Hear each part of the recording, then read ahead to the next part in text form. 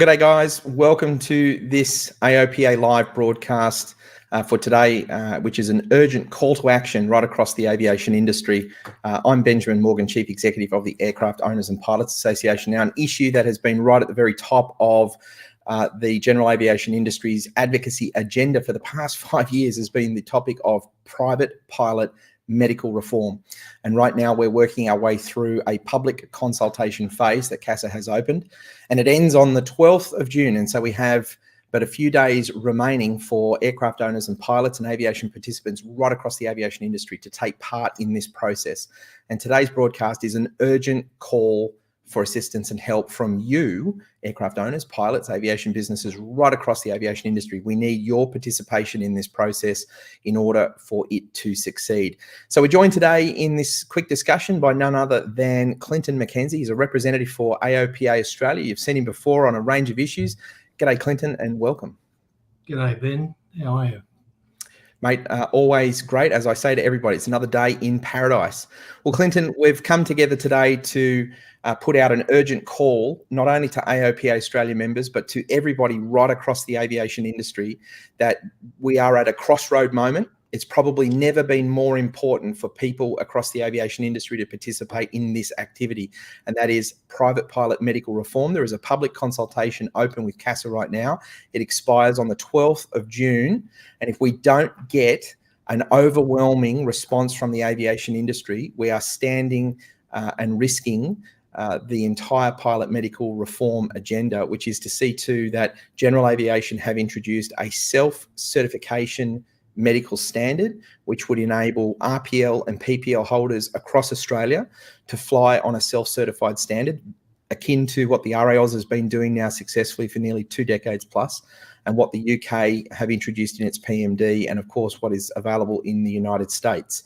And also, in parallel to that self-certification reform, the introduction of a reformed CASA Class 2 basic system, which would change the current basic Class 2 from an unconditional commercial OS-road standard, which is a huge bugbear and has been a major roadblock in that medical certification standard being successful, removing that and implementing a conditional private OS-road standard, which would make the basic Class 2 a functional and usable medical standard that I'm positive that the entire aviation industry would embrace.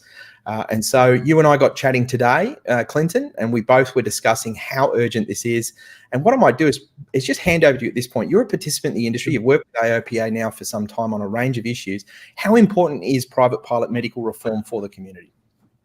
It is very, very important, and I think it's very important for everyone to respond to this invitation on this review of medical policy. And I'd suggest even drone pilots and recreational pilots, because having done the questionnaire myself and having spoken to a few people, I'd note two things. There's a bit of a misunderstanding about this review. Everyone's looking at the nice bit, and I'm looking at the CASA website, and it says 3 key potential reforms we are considering are self-declared medical for private pilots, building the principles underlying the basic 2 into Part 67 and simplifying the medical certification structure, and empowering DAMIs to do more by expanding delegations. And that sounds great. And it doesn't sound like it has anything to do with drone pilots or RAOs, instructors, or anything like that, but it doesn't say the 3 only key potential reforms.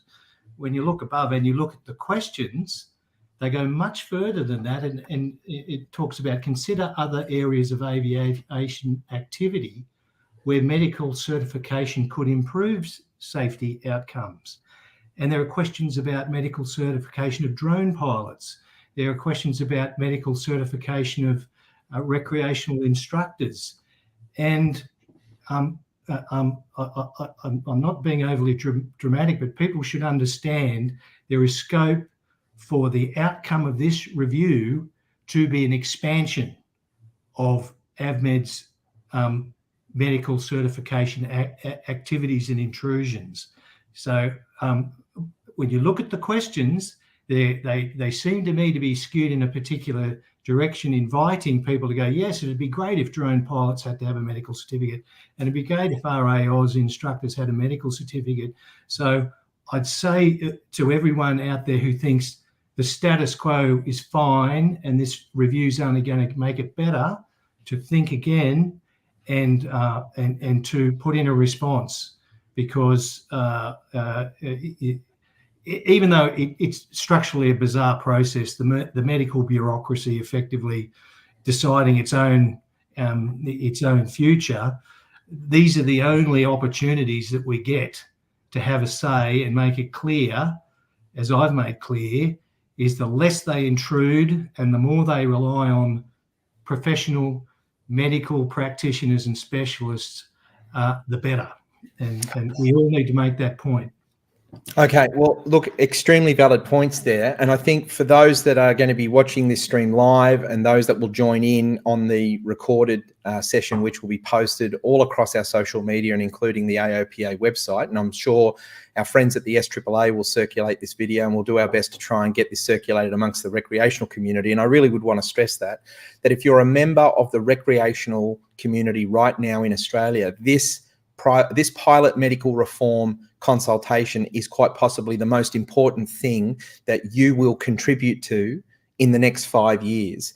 And I think there is a huge misconception taking place amongst the recreational community that this doesn't impact them. And in fact, I'm not even sure that the RAOs have even circulated an information memorandum to its members. I don't recall it being posted on the RAO's Facebook page. I don't recall it being posted on the RAO's website itself. If it's not, I stand to be corrected, but I haven't seen any communication. And yet this is a medical reform agenda which has been driven to empower 10,000 members of the RAOs to be able to fly equally on the RAO's side or on the general aviation side. It was designed from day one to create a parallel environment so that if you're currently flying a recreational aircraft within the self-administration but may want to fly a VH recreational aircraft within the CASA system, that we would be able to break down this nonsense of having the two-step, two-geared system, equalise the system so self-certification provides a coverage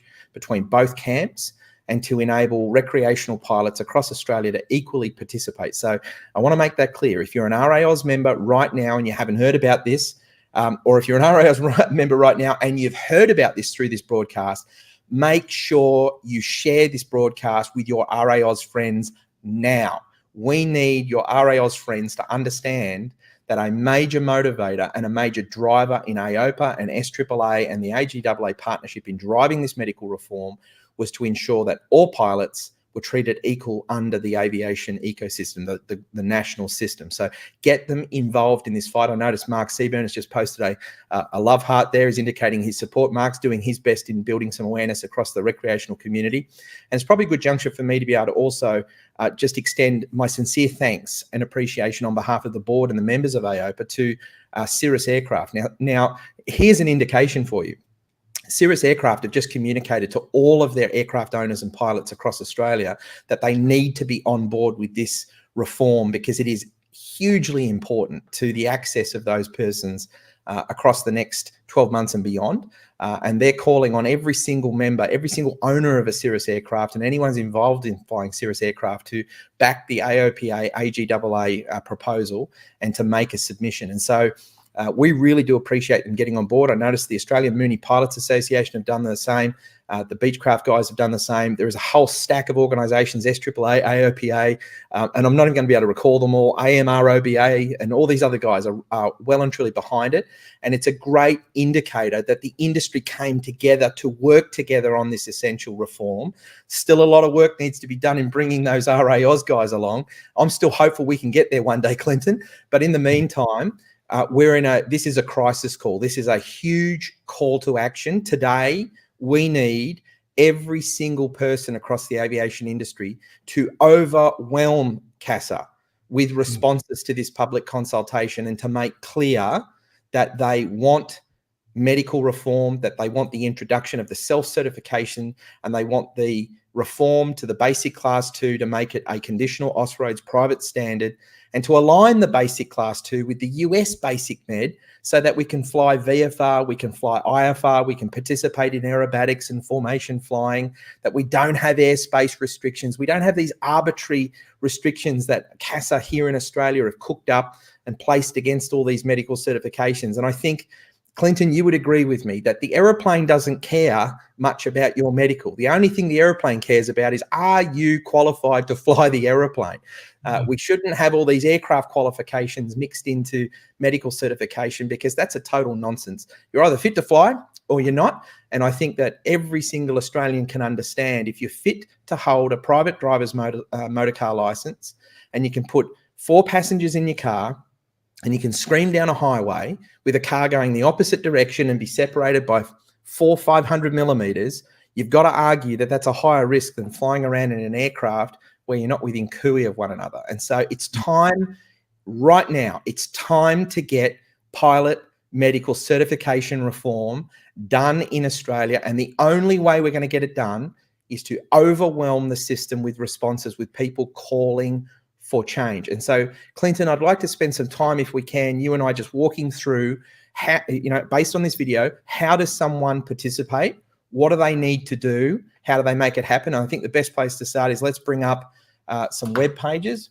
The best place to start is on the AOPA Australia homepage, aopa.com.au. And on the homepage, there is a giant photograph of me there with pilot medical reform proposal. And if you click on that, it opens up the article. And what you can do with this is just straight in on this first paragraph, it tells you that we've got a proposal and we're seeking endorsement by the industry and feedback. And it says, click to download a copy of the proposal. And when you click on that, it will load up this document, which is the Recreational and Private Pilot Medical Certification Reform Proposal, which has been prepared and endorsed and backed by the Australian General Aviation Alliance. Now, what do you need to know with this document? It's pretty simple. It's got a table of contents. You can read through it all. It has an explanation as to who the AGAA is, the fact that AGAA is representing over 25,000 members across this industry nationwide. And I'd just take a moment to stress that. I had a representative in CASA tell me yesterday that that possibly the recreational community representatives were not as supportive of the reform as AOPA was, and that they're a major stakeholder in aviation. Well, CASA, wake up. The largest stakeholder in the Australian aviation industry is, in fact, your general aviation community, comprising of over 35,000 pilots, of over 9,500 registered aircraft, and thousands of businesses and maintenance shops. I think there's over 6,000 engineers, and there's over 600 Car 30 holders, and I dare say there's probably close to about 2,000 aviation businesses in total. So their largest stakeholder, the largest group of people who are affected by these reforms, are general aviation. So CASA needs not be taking its lead from a self-administration in the recreational space. CASA must be taking its lead from the consensus of those that are actually impacted by these reforms directly, which is our general aviation industry. Okay, the nuts and bolts of this. Now, I'm not going to go through everything. I don't want to confuse the conversation a great deal, but I want to cover off this important section here, if I can highlight it. Probably won't let me highlight it easily. And that is, the UK and the US both successfully reformed their private pilot medical system on these fundamentals. The fundamentals were that the pilot must meet the fitness requirements of a conditional private motor vehicle license standard. Both the UK and the US have done this, and it has proven to be exceptionally successful. There is no data to suggest that these standards have produced any risk for the regulator or any adverse outcomes. In fact, the data shows there is no impact on aviation safety, other than it has brought over 66,000 pilots in the United States into aviation on that medical standard. It is now regarded as one of the most successful reforms ever enacted by the FAA in the United States. The second thing is that they understood that pilots should be able to fly both single and multi-engine aircraft. The regulators in the UK and the US recognize that medical certification doesn't stop you flying a single or a twin. The only thing that stops that is, are you appropriately trained? Have you received appropriate training to safely operate those airplanes? Your medical fitness has nothing to do with the training you receive to operate the airplane. The next thing is they permit you to fly aircraft up to 5,700 kilograms. If it's a general aviation class aircraft, you're able to fly it. Why? I reiterate again, the UK and the US determined if you are appropriately trained, you can fly any general aviation aircraft. Okay, next one was that they allow you to participate in both VFR and IFR operations. And again, what was found in the UK and the United States is IFR, get this, surprise, IFR is actually safer than VFR. And it's safer because that at all times, air traffic control know where you are, they know what you are, they know what you're doing and where you're heading. Whereas in VFR world, they really don't have an idea as to what you're doing unless you've filed a flight plan and you've made yourself aware. So in fact, again, if you've been suitably trained and you hold those qualifications, your medical fitness has nothing to do with whether you can fly IFR or VFR. That is to do with whether you've been trained to do that. Okay, next thing was you can carry up to a maximum of 6 passengers. Now, the 6 passenger limitation was in place to allow certain types of Piper aircraft to be flown, which have 7 seating capacity in total. But both regulators recognise that, again, the number of people that are flying with you is a function of the safety of the aeroplane. If you've been trained appropriately to fly the aeroplane and the aeroplane is capable of carrying a passenger, then get on with it. Go and fly and have fun. And of course, in both jurisdictions, in the UK and in the US, you are able to fly aerobatics. You're able to fly formation flying. You're able to do all these things because guess what? Once again, those regulators determined that your medical fitness has nothing to do with what you're trained to do. If you're trained and you're qualified and you've been signed off to participate in multi-engine or single-engine operations, whether you've been trained and signed off to fly on VFR or IFR operations, whether you've been trained to fly aerobatic or tailwheel or whatever, it's to do with your training. It's not to do with your medical fitness. Now, these fundamentals are what AOPA and the AGAA are asking CASA to implement.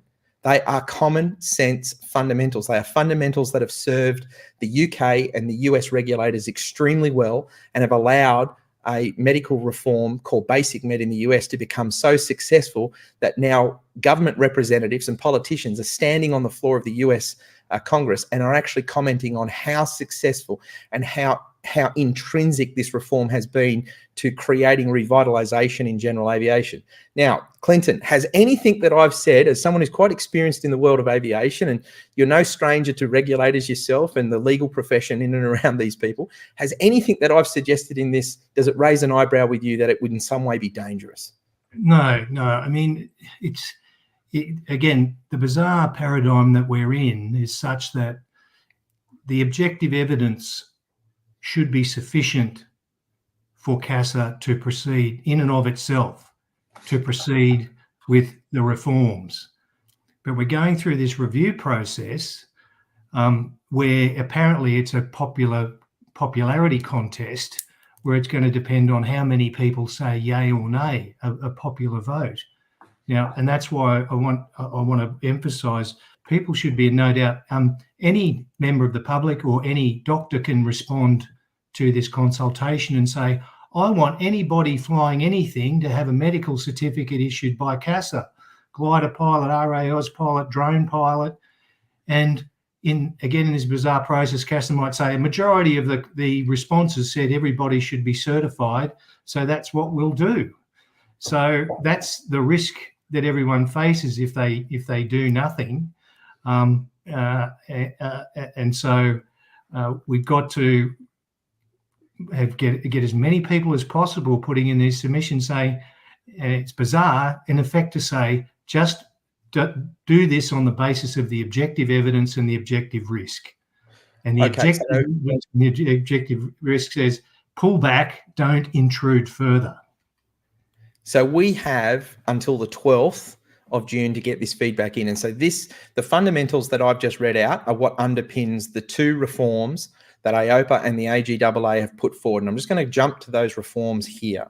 If I'm going to move this slider across, hopefully everyone's going to be able to see this on screen. But basically what AOPA and our AGAA partnership are proposing are 2 pilot medical certification reforms. The first one is that we reform the current basic class 2 medical. There is broad consensus amongst the industry that the basic class 2 would in fact be a practical and usable medical certification framework that would be celebrated by the aviation industry if in fact CASA had not at the last minute pulled the rug out from underneath it and applied an unconditional commercial Austroads medical standard to it. What that did is it meant you had to be you had to be demonstrating a far greater level of fitness than an individual who can drive a B double down a freeway, fully loaded, operating at night and daytime and all kinds of weather conditions. You had to be more medically fit than a B double truck driver in that risk environment to fly a light aircraft out in the middle of whoop whoop.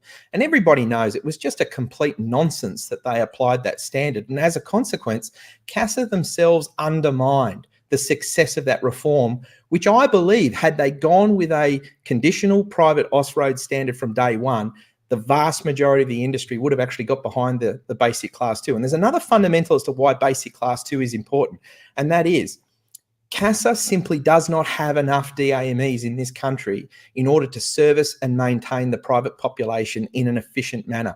Now, how many people across the aviation industry have faced huge delays in getting medicals processed, huge delays in getting CASA AVMED to respond to inquiries, huge delays when you're going through the process and you've been flagged by AVMED as requiring a specialist update and so on and so forth. The delays are massive. And even Kate Manderson, the PMO, came on an AOPA broadcast and said, please, private pilot industry, stop making requests of AVMED. We can't cope. CASA, by its own admission, does not have the resources to adequately support private pilot medicals in this country. And so what we must do is we must take this out of CASA's hands and we must put it into the hands of GPs across the country who understand and who already administer practical medical assessments to the Austroads private standard. GPs right across the country, they know what the private Austroads standards are. They are quite comfortable in issuing medicals in accordance and in alignment with those standards. We don't want a situation where CASA contrive a unique medical standard and then go out and ask the GP community to comply to unique standards that they don't understand, because GPs will simply say, we're not going to do it. So the very best possible pathway that CASA have to reforming the basic class 2 is to support the GPs, is to introduce a conditional Austroads private standard, but then to look at this basic class 2 and to say, hey, the United States Basic Med Reform Certification Program has proven to be so successful. 66,000 pilots are now flying on basic med in the United States. That is 2.5 times the size of Australia's general aviation industry, now flying on a reformed private pilot medical standard, of which in the United States, they're flying IFR, they're flying VFR, they're flying singles, they're flying multi-engine, they're flying turboprops, they're flying jet engines, they're flying all manner of aerobatic and competition aerobatic aeroplanes, they're flying formation, they're doing style comps, they're doing it all. It is the largest cross-section sample of private pilots flying on any reformed medical system right now is in the United States. Have been doing it for 5 years, and there has not been any negative or detrimental impact to aviation safety whatsoever. And so this is a sensible reform that the AOPA and AGAA have put up. It's to say basic med class 2 can become, or class 2 basic can become a highly productive, successful reform by CASA by making it a VFR, IFR medical, single and multi-engine piston and turbine, allowing pilots to carry up to 5 passengers, allow them to fly aircraft up to 5,700 kilograms, allow them in and out of controlled airspace, make the medical accessible by student pilots, RPL and PPL holders, allow the GP to do the assessment so that CASA's DAME network are not overwhelmed with all these private pilots, and let them focus on the commercial class 1 holders and provide a higher level of service, a more timely level of service, and a more effective service to the class 1 holders. Have a medical that's issued for 4 years, have it based on a conditional Austroad private standard, no briefing requirement to tell your passengers that you're using a substandard medical, because in fact, the medical is now 5 years tested in industry in the United States and has proven to be a safe regulatory reform, and obviously no altitude limits and no other nonsense. This is a brilliant reform opportunity for CASA. This is sitting in front of them right now.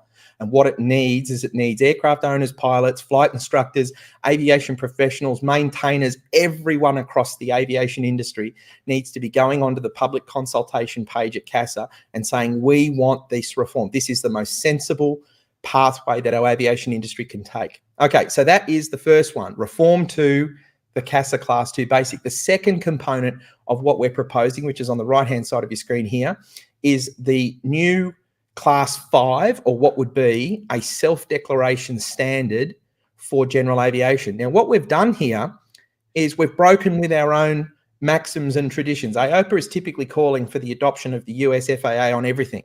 However, CASA have told us for quite some time that they can't just take everything from the US because of the way that CASA is structured and the fact that we're part of Commonwealth law and the way that our government system is set up. So what we're saying on this is, well, let's not take the US system. Let's just adopt what they've done in the UK.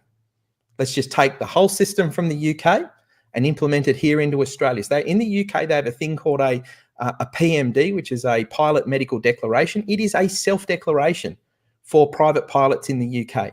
And what we're suggesting is it would be for VFR and IFR following the UK, single and multi following the UK, pilot and 3 packs following the UK, up to 5,700 kilos following the UK, applicable for our student pilots, our RPLs and our PPLs. It is a self-declared following the UK, okay? And we have some conditions there in terms of the validity periods. If you're under 70 years of age, you just keep self-declaring. If you're over 70 years of age, you have to get a you have to do a checkup, which basically brings you into the world of the basic class 2. Okay, private driver's license. You hold a valid driver's license and it meets the medical fitness requirements of the conditional Austroads private driver's license standard. So the only difference between a self-declaration and a basic class 2 is that if you want to self-declare, you must physically hold at all times a valid driver's license. It must be valid. It must actually be within its validity range, and that is your document of proof that you're fit to go, along with your self-declaration that you're not unwell, you're not suffering any issues that would prevent you from operating safely. Now, this is done within the RAOs and has been done within the RAOs now for 2 decades, and we don't see people going out killing themselves over medical fitness related issues. The UK have been doing it for 5 years. We don't see people getting killed. And of course, they have a self-declaration method in the US for the light sport category. And we do not have pilots going out and killing themselves over pilot medical related fitness concerns. These are 2 incredibly sensible, reliable, safe, and proven reforms that CASA can adopt tomorrow. They don't need to consult with this further. They can simply adopt these because, 1, the self-declaration standard was adopted by the UK and they just simply picked that up and punched that into the system. And 2, the basic class 2 now has over 66,000 pilots flying for 5 years and has the best possible test sample case that CASA has available to it. And the data speaks profoundly that there is no negative impact on aviation safety. And so these 2 proposals are what AOPA and our AGAA partners, SAAA, AMROBA, and all the type group associations. The only major group that hasn't decided to get involved and back this is the RAOs. I won't lie, I hold some huge reservations that the RAOs are going to come out and oppose this on economic grounds, but we can counter that by ensuring that recreational pilots right across the country understand that this reform pathway is the greatest chance you have of broadening your participation in aviation and ensuring that you will always have a point of access to aviation within the VH system that will give you like for like. In fact, you'll get probably a little bit more because the aircraft you're flying are technically built to a higher standard of safety. And of course, your licensing standards, according to CASA, are to a higher standard of competency and training. Anything I'm saying so far, Clinton, that's too far out of the realm? No, it all makes sense to me, Ben. And also, we just got a comment in from Steve Curtis here who says, Ben, the self-declaration has been successfully running for a much longer period than RAOs by GFA. GFA also perform aerobatics and operation in CTA, and that shouldn't be forgotten. And in fact, if I just scroll down here, as part of the AGAA table, you can see that I have in fact included the GFA referencing for their medical standards in this document that you're welcome to review. Now, okay, so they're the 2 standards. That's what we're looking at. How do you participate? Well, the questionnaire is where it's all happening. And I've provided links on this video. And again, I'm going to reiterate the links for you on the website, and there'll be some additional social media posts. But here we go. The CASA website for their consultation hub has the aviation medical policy review at the very top. If you click on that, it's going to take you to their précis. It gives you the little introduction that gives you a bit of a background overview, which I think Clinton and I both agree is about as vague as a white piece of paper. And it brings you down to why your views matter, and then the online survey. So if you look at this, you'll go to online survey. It's going to tell you what this is all containing, and you'll go in, you'll click on personal information and you'll fill this out, and then you go to the next step. and then you'll go to a consent to publish your information. You'll fill that out and go next step. And then importantly, we get to the questions. So medical certification structure. And this is going to be question 1. What do you see as the issues and risks for using the AUSROAD standard with additional guidance for medical practitioners? Now, what CASA, and I just want to make clear, because Clinton is 100% correct here. What CASA are trying to do is they're putting kind of catch-ya, gotcha, slip you up questions in here that are designed for you to give them an answer to then justify them saying, aha, the industry is saying there's risks, we shouldn't do this, even though CASA in its public consultation has not furnished a single report with any data to suggest that it is unsafe. And I want to make this clear, CASA do not have any data whatsoever or any report whatsoever that demonstrates that either the basic med reform in the United States that's now being used by 66,000 pilots, or the self-certification system being used by the RAOs, the self-certification system being used by the GFA, or the self-certification system being used in the UK or the US are dangerous to aviation. There is no data to support that argument. And so what CASA are asking you to do here is to give them something that they can use. So what we're asking you to do is to use the AOPA AGAA report, the reform proposal, and we have given you some answers. And so on question 1, you copy our answer. So you go copy, you come here and you go paste. It's that simple. On question 2, you come in and you go copy, and then you go paste, and then you submit.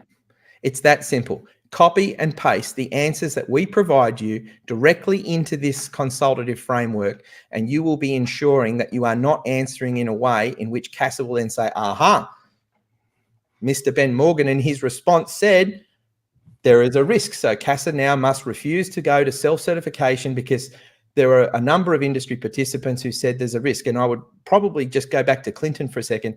You know, Clinton, I think it's really sad that we have this consultative framework, and you and I have discussed this at length, that it's a popularity contest. CASA are going out and they're issuing a survey, and what they do from this survey, and people need to be clear about this, they'll take this survey and they'll do what they call a quantitative and qualitative assessment. And in the quantitative assessment, they'll come back and say 65.5% of the responses to question 1 were in favour of CASA, that there are risks we need to consider. Now, that is ridiculous. I mean, Clinton, you might want to comment to this. I mean, it's a ridiculous outcome that this type of survey stages this kind of important reform into such kind of overly simplified survey questions that don't really seek to address any real substantive question. No, that's right. I mean, it's like saying we're consulting on whether the threshold for high capacity RPT versus low capacity is 28 seats or 33 seats. And asking any member of the public, pilot, doctor about that kind of thing. That these kinds of decisions should be made on the basis of objective evidence and objective risk, and that is what it is, irrespective of what anyone says in response to these questions. And as you go, you know, if you keep going down those questions, there are questions about should there be a medical standard for drone pilots. Should recreational instructors require medical certification?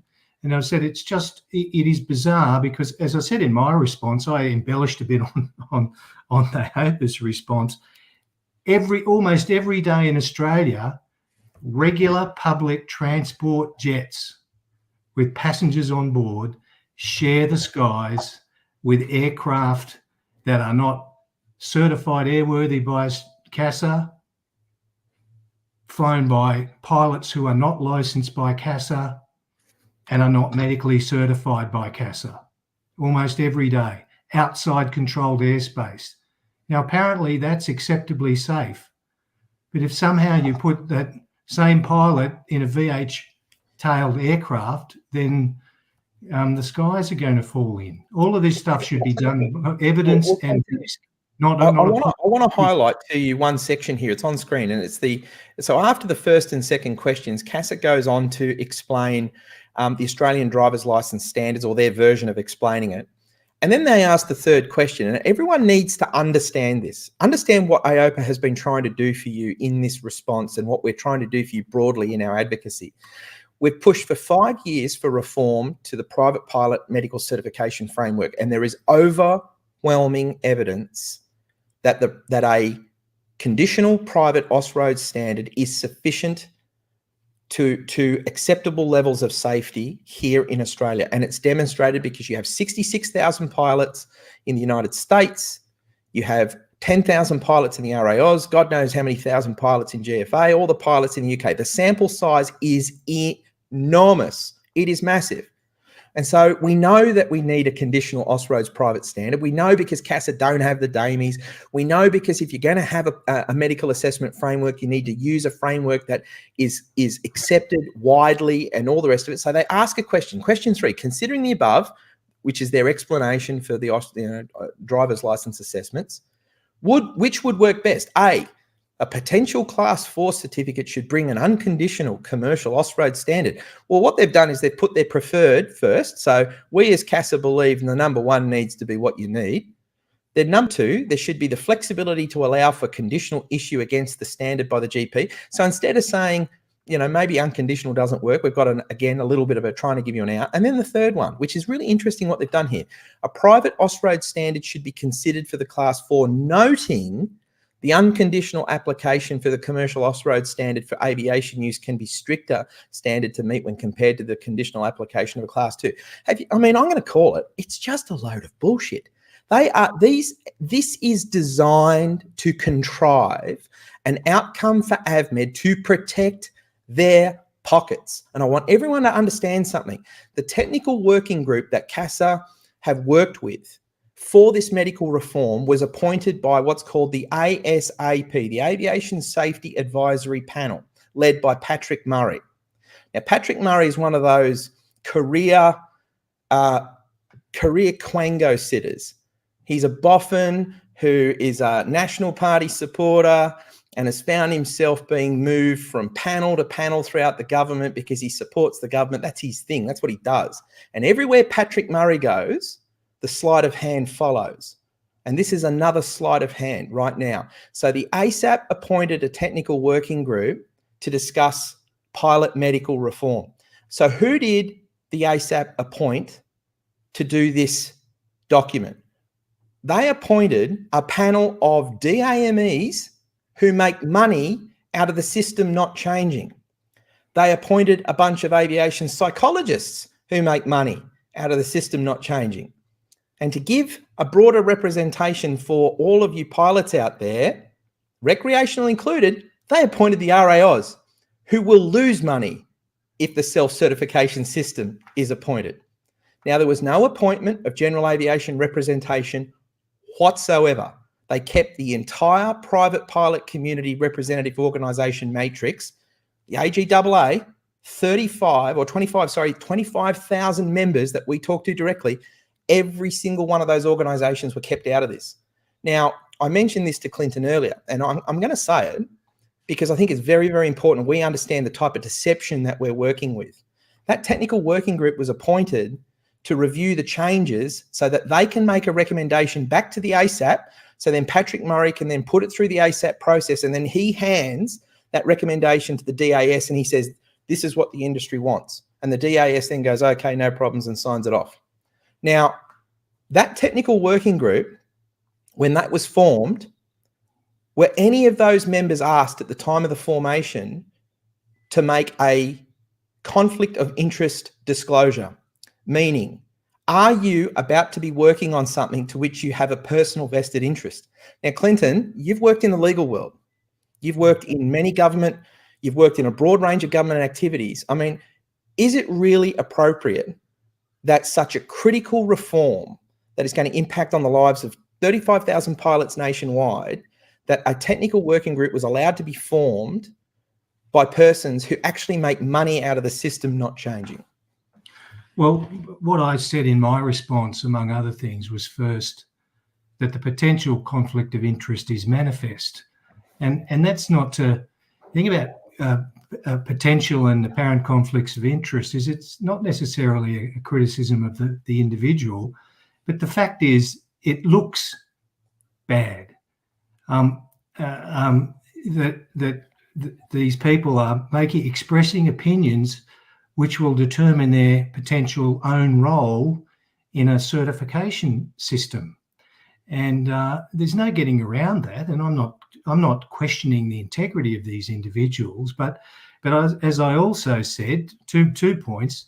One, as we all know, to a hammer, every problem is a nail. Okay, so to doctors and psychologists and medical bureaucrats, everything out there in aviation, and we've seen manifestations about that in other comments from erstwhile AVMed people, they think it's the biggest gain, it's the biggest risk that has to be, but for all of this medical certification process, it's going to be raining aluminium. And that is just delusion.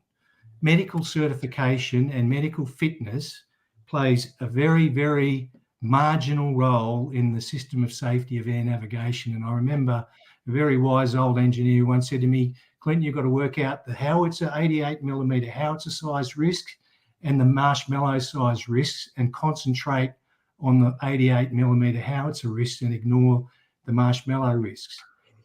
The medical bureaucracy these days in aviation spends its days fretting over the marshmallow size, what are in fact marshmallow size risks, and spend their days worrying about them and micromanaging marshmallow size risks, and that's what we're seeing. And more fundamentally, the final point I made in my submission, even medical experts are not competent to decide whether 3 passengers in a 1,000 kilogram aircraft should be exposed to this level of risk or that level of risk.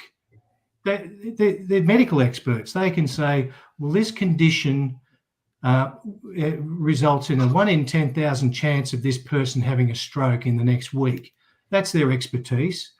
But someone else has the competence to decide whether or not the passengers on a bus or the passengers in a car or passengers on a spaceship or passengers in an aircraft get exposed to that risk. So even with their medical expertise, they're not competent to make those decisions about whether a 2-seat aircraft should have someone in it that isn't medically certified and a three-seat aircraft can. And I've said, where in the medical literature does it set that out? That's actually a political decision, believe it or not a medical decision. It's actually a decision that shouldn't be made even by CASA. But I've made that point over and over again, and I'll go to my grave making it because we've got this system where CASA is the policy maker, the policy implementer, the policy interpreter, the policy criticizer. It shouldn't be making any policy at all. It should just be implementing it. Well, I couldn't agree with you more, and I just think that with things like public consultation, and I've written to Pip Spence on this issue, and look, I'm renowned. People probably learnt by now that I shoot pretty straight on this kind of stuff, and I talk publicly about it because I don't believe there's anything we should hide. I can't. There's not been a single conversation I've ever had on aviation regulatory reform or regulatory development that I've ever considered needs to be done in secrecy. It needs to be done out of the view of the public. I personally believe that all the technical working groups should in fact be live broadcast every time they meet.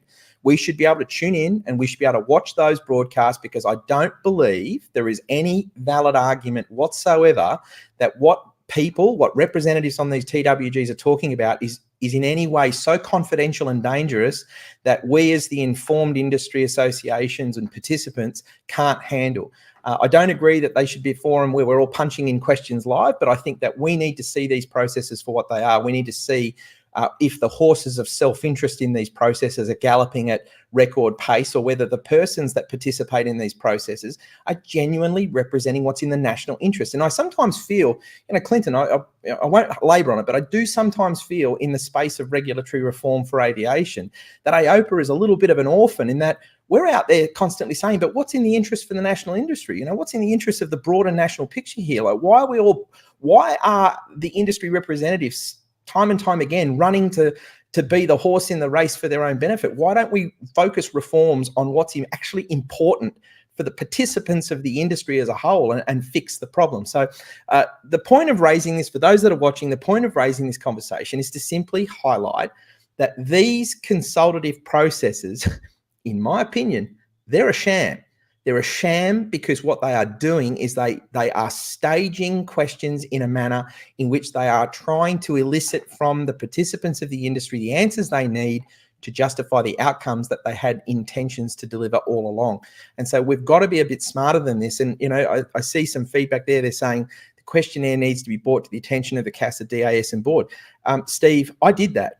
And as much as I'm a great supporter of Pip Spence, and I know that puts me in an even more orphan situation with a great number of people, it was deflected back and I was simply told, oh, well, the ASAP is responsible for that. We're only responsible for hearing the recommendation. And so more needs to be done on building awareness about just how robust is this ASAP process, and to look at the governance and the probity of those processes to ensure that towards the future, that this kind of crap doesn't repeat itself. Because this is what I said it to a CASA representative today on the phone. I said, this is what's damaging your relationship with the industry. You're undermining your relationship by allowing these processes to take place, and they're so dubious, they're so questionable, and it's so obvious. And if we fix it, if we create a stringent, transparent and reliable process that has good governance and probity, I guarantee CASA's relationship with industry would start to improve. So look, on the issue of the OS roads, you can read it for yourself. It's simple, guys. It's really, really simple. Go to the AOPA document where it says question 3, copy it. It's not hard, just highlight it, copy it, come back to this, paste it, select other because it's not any of those answers, and then hit continue.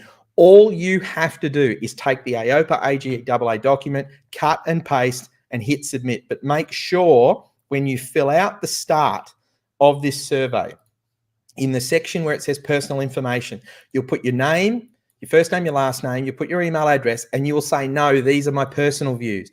Do not indicate that you're representing AOPA or any other organization. Put it in as a personal submission, right? Then just indicate that you're a pilot or whatever. Go to the next stage, but copy and paste. The questions are all listed out for you. Question 1, question 2, question 3, question 4, so on until you get to the very end. Don't deviate. And the reason why I got asked the other day, why are your answers to this survey so short? None. You know, the CASA asked the question, do I perceive any risks? None.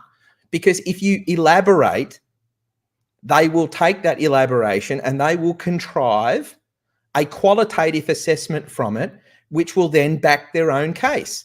Again, we have learnt from these processes over the years. These surveys are a stitch up. Make no mistake, they are a stitch up. They're designed to support the government. They're not designed to support us. They're designed to support CASA and AVMed. And you need only ask yourself a question: who sat on the technical working group that contrived this process? And when you discover it was 95% or 99% AVMed doctors and aviation psychologists, and the only industry representative on that panel was RAOs, you can start to scratch your head and say, well, what the hell was going on here? It's not right. So look, there's the process. Jump online to aopa.com.au. And I'll just click on that page. The website at the moment is a little bit slow, people hitting it. Go to the medical reform proposal on the front page. It has click to download a copy of the proposal. You click on that, it downloads a copy of the proposal. You can read through all the précis, the introduction, you can read through the forms. I've gone and created tables for you that compare what we're proposing against RAOs, GFA, the existing basic class 2 and CASA system. I've then gone and compared it to countries like New Zealand, the United Kingdom, and the US FAA, and you can read through all of those. And I have to apologize, there was a formatting error here, but anyway, so ComC. And then, of course, all of the questions that we've provided answers to. And you got to wonder, right? You got to wonder, Clinton, how did CASA even produce a public consultation? And they didn't even produce a comparative table for the industry to look at. Well, what is the system today? What have we got today versus what are our international peers doing, and where are we deficient? And I think that at the start of this process was the most glaring thing for me, that it kind of summed it all up, that if they weren't even prepared to put a table in that said, this is where we're at, this is what our peers are doing internationally, and this is how deficient we are, it was a glaring admission that they know damn well that the system is so out of step. But there was also, in my opinion, there's quite possibly still an attitude, which is we're not going to change this. We're going to try and skirt through with the minimal amount of change. Thoughts? Well, as I said, if you get down to those questions about drone pilots and recreational instructors, I read those as being an invitation for people to put in submissions that will be used to justify further intrusion. If you go further down, there's questions about drone pilots, there's questions about recreational instructors. Well, look, I mean, how crazy a world that, I mean, you've got to understand how crazy the system is when CASA are talking about imposing a medical standard on drone pilots who are standing on terra firma and are quite literally using electronic controls, and that these drones just about all now have an emergency return to base function. So if it detects that control input's been lost, the drone just comes back and lands. But what kind of bizarro twilight zone are we living in where these people inside of AVMed and their technical working groups are contriving to say, we have to have medical standards for people who are standing on the ground now, flying remote vehicles that are operated by electronics, and the pilot's actually not actually having any physical input whatsoever, but he's got to have a medical. I mean, this is just profoundly nuts. But that's why, you see, my answer to that question was there is a technical solution to the risks arising from the sudden incapacitation of a drone pilot. Pursue the technical solutions. Please, please don't come up with some other medical process to be imposed on drone pilots. But it highlights, and I've said this many times, one of the most fascinating thing about the regulation of aviation in Australia is how much it's affected by intuition, just gut feel, not evidence and expertise. You've got all these people who don't understand the reality of operational aviation. I mean, I've been up to my elbows in aircraft and flying for decades. I used to do maintenance on the Prime Minister's and the Governor General's aircraft. I used to do maintenance on fighter jets. I've flown my aircraft for decades. And when you don't understand everything, every risk and every intuitive idea is a big risk. So I've got all these people thinking, well, hang on a sec, that guy with the drone, he could fly that in front of the jumbo jet. If he has a heart attack, that drone could go off and go in front of a jumbo jet landing at Sydney. Therefore, my intuition says we need to get drone pilots medically certified. Without understanding, as what you pointed out, the technical solution to that is the equivalent of a dead man switch. And if the person is suddenly incapacitated or something goes wrong, the drone just immediately returns or lands. Look, Clinton, I just see through it all. This is just another attempt by the doctor community to say, we can make even more money here. If we convince the regulator to bring in a drone medical, we can be doing assessments of all the thousands. This market's exploding. We've got hundreds of thousands of potential new customers we're going to make money on. And it all stems from the fact that nobody at the start of that technical working group process said, please, let's make some disclosures regarding conflicts of interest. Do we have people on this panel that might be using their position to contrive outcomes to create more income for themselves? Sorry, hate to be the guy that's got to call it out, but it's wrong. These types of conflicts should not exist within the Australian aviation industry. And hey, I can join in. If maybe we need medicals, maybe it's time we psychometric analyze anyone who works at CASA to make sure they're of a sound mind before they keep putting up this kind of nonsense, because they're possibly creating more risks to the continuance and success and sustainability of aviation than any other participant in the aviation industry, full stop. So maybe we need some kind of new medical standard if you're going to work at CASA. Who knows? It could be just as crazy idea as suggesting drone pilots who sit on the ground need to pass some kind of physical. But this is why I made the point earlier, and I'll reiterate it now. I've got onto all these people, drone pilots. I got talked to a mate this afternoon who's a drone pilot instructor, and I said, do you know what they're proposing? Oh, they're going to have a self-declared medical for private pilots. well, I said, you better get in and dig up. There's a question there about you being medically certified. Oh, really? Now, and there's another one in there for if you go down, and I don't want to say flight instructors in sport and recreation. Click on that one, which is below the drone pilot question. Look at that one. And that one's inviting in responses that say, well, yes, we should have a medical certificate for instructors in certain of these sectors. When where is it? Well, they're opening the door here. What they're saying is, should a higher level of medical certification be required for flight instructors in the sport and recreational sector? So this is targeting the RAOs. Make no mistake, this is targeting RAOs, and they're saying, hey, we don't think a class 2 is good enough for flight instructors in RAOs. Maybe these people need to be operating on a class 1. Or higher. And so they're seeking feedback, because what they're hoping is they get a whole bunch of people within the aviation industry to go, oh, well, I guess if you think about it, they're teaching young people. And again, through the qualitative assessment of this survey, they'll go and contrive all their arguments. And before you know it, you'll have a post-survey report, and it'll detail that, 65% of the industry believe there are certain risks associated with flight training. And then suddenly we've got to go increase it all, even though right now CASA have been unable to put on the table any report whatsoever or data whatsoever that suggests the current system is unsafe.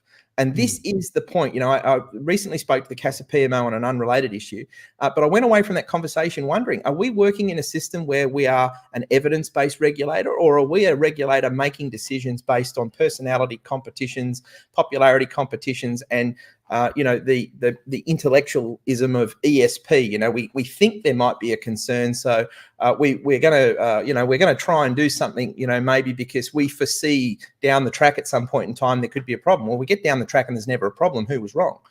This whole thing is just, it's an absurdity. And I think it stems, I think we can drag it all back to a central point. It all stems from a failure to ensure that the regulatory development working groups are of a sound composition. And that's what this is about. It's ensuring that the composition mix of these working groups are actually representative of industry, and that the arguments being put up are not arguments designed to create more work for the doctor community. And listen, I'm prepared to call the doctors out. Hey, sorry guys, sorry, but you know what? If you are asked to sit on this technical working group and you knew you're making all your income from the status quo, and you were asked, I would have put my hand up and said, sorry, I just can't participate in this. I'm conflicted. I make my money from the system. I'm not going to give you feedback that's going to be in the interest of deregulation. I'm going to be giving you feedback in the interest of what puts food on the table. And I've already had a number of doctors who've contacted me to say, all you're trying to do at AOPA, Ben, is take food off my table. And I laugh at them. I go, you're a wally. You're a wally. This is not about you. The fact you're inserting yourself into this conversation is bizarre. This is about deregulating where it is safe to do so based on evidence. And there is no evidence to suggest that the current system, which puts food on your table, is actually needed. And I don't understand why Australia's aviation safety regulations would ever have been constructed to simply provide economic benefit to people for the sake of it. We've got to get back to sound regulation that is based on the evidence of if there is or there is not risk. It's that simple. And that's why, but let me make the specific point again about that question about a higher level of medical certificate for flight instructors in sport and recreational aviation sectors. That's why I think pilots in that sector need to look at that and respond as well, because any number of people could get in there and say, yes, every instructor on any kind of aircraft has to have a class 1. And if that's the popular vote, then ADMET will say, thank you very much. The popular vote is that there should be class 1 medical requirements for all the instructors in RAOs and GFA. And so those pilots should be considering, and I'd urge them to put in a response to this as well, because there's downsides. Okay. We've hit an hour. We promised ourselves we wouldn't talk longer than an hour, but Clinton, get you and I in a room, and I reckon we need at least 4 hours just to get warmed up and into the topic. And no doubt there'll be a few more of these conversations. I'm going to aim to do one more of these videos on Friday to give it a final rev up. But here's the deal, guys. Here is the deal. Here is the nuts and bolts of this. If you the participant in the industry, the pilot, the aircraft owner, the maintainer, the drone pilot, the recreational pilot, the participant in aviation who stands to benefit from all of this work. If you don't do exactly as we've said today and participate by downloading that AOPA proposal, going onto the CASA website, cutting and pasting the answers across and making a submission, I'm going to guarantee you one thing. If we don't get the numbers, overwhelming numbers in on this survey in support of this change, we will not get it done. CASA will use it as an excuse to withhold self-certification medical, and they'll come up with some bizarro response that's not going to improve aviation one iota and is probably going to make it worse. In fact, past performance shows that it could equally go the opposite direction and suddenly it becomes harder. If you do not become engaged on this issue, as I have become engaged for the past 5 years, I've had to give up a huge amount of personal time to drive this. Now it's your turn. You have to take charge here. You've got to take this information, you've got to participate in this process, and you've got to perform that feedback. But more importantly, you need to contact every last private pilot you know, and you need to say to them, look, I need 15, 20 minutes of your life. I need you to sit down and get this done. This is so important. This is about changing the medical certification framework to enable general aviation to grow and to recover and to become sustainable. We want the same result that the United States has been able to achieve in bringing 66,000 pilots onto basic med in the US, and to help invigorate and supercharge their general aviation economy and get businesses working, get flight training organizations working, getting maintenance businesses working, getting the aircraft sales and trade market thriving. It's about general aviation growth, and everyone benefits from that. Whether you're in the ballooning community, whether you're in the gyrocopter community, whether you're flying a sport recreational airplane, whether you're flying an experimental amateur built airplane, whether you're flying a certified general aviation airplane, a warbird, hell, you can even be flying a glider. You can be flying a turboprop bloody Beechcraft King Air. You're all going to benefit from this. The whole aviation industry thrives when it grows. And that's what this is about, getting aviation working again in Australia and getting sensible reform to make it happen. We as AOPA can only do so much. We can only do so much. It is going to require everyone to get engaged on this issue and become as passionate as we've become, because guess what? We've got everything to gain from winning this. We've got everything to gain. Our industry will benefit enormously. But if we lose this and we allow CASA to once again deliver a half-baked result that does not give us the tools and resources we need to get general aviation growing, we are making things so much harder for our industry as a whole. So I am pleading. I'm pleading with every single one of you, just as I have given up so many days of my life over this last 5 years to lead these reforms, the personal sacrifices, the time away from my wife, the time I haven't been able to spend at home on weekends. Just do this one thing. Let's get this job done. Clinton, can I say it any clearer than that? No, and more power to your voice, and safe flying, everybody. Okay, righto. Final word goes to me, I guess. Thanks again, Clinton. I really appreciate it. Okay, guys, there you go. Once again, another enthralling episode of AOPA Live. Okay, so if you would like to jump online, I'm just going to quickly put this up on screen. If you'd like to jump online, start at www.aopa.com.au. Put it up on screen. Start at aopa.com.au. It's up on the homepage right now. In fact, let me just bring it up on screen one more time. aopa.com.au. Here it is. Big article on the front page, pilot medical review. Click on that. It will open up the article that details what we're trying to get done. In the top paragraph here, there is a link. It says download a copy of the proposal. Click on that download. That will give you the PDF document that contains the proposal and the answers. Now, in terms of CASA's consultation, there is a link inside of the article as well. If you scroll down, there is a link for participating in the survey. If there's not a link, I'm going to make sure that link gets included. But anyway, the link for the CASA survey can be found on their consultation hub. I'm going to put it on screen. Stand by. That is the link for the CASA consultation. The link for this is in the description for this video, along with the link to the website. Step one, go to the AOPA website. Click on the article on the homepage. It's as simple as this, guys. Click on that article. download the proposal, go to the CASA consultative webpage and go through the consultation feedback steps. So they'll bring you to the aviation medical review policy, scroll down, start the online survey, fill in your personal information and indicate that these are your personal views. Step through until you get to your first question. Question 1, question 2, go to your document that you've downloaded, go to question 1 and simply copy it. It's this simple. Just copy it. Copy, paste.